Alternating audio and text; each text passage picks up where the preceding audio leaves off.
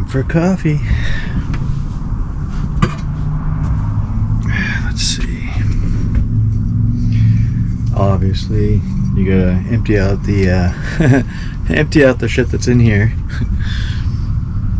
Get some water.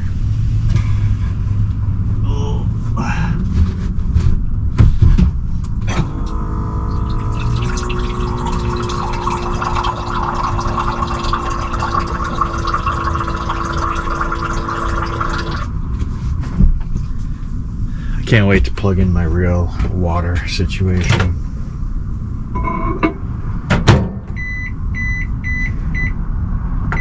Put that on for 220.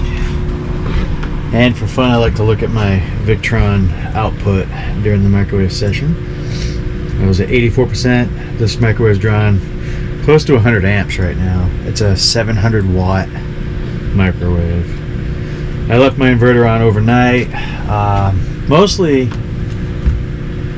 because my Starlink still takes AC because I blew up my PCB board, and my cameras rely on that to send the information to the cloud. So if something happened, I'd like it to go to the cloud and not to the SIM cards, etc.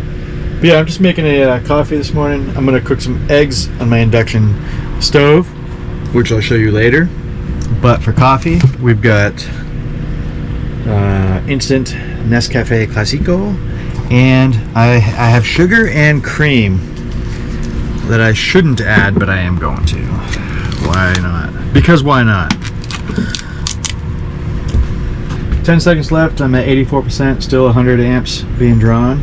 One thing I never thought is this cup microwave safe? I have no idea. Oh, I should have a spoon somewhere. Oh, but having a microwave is pretty nice. So there we go. I don't have any coasters. I'll put it on the glass.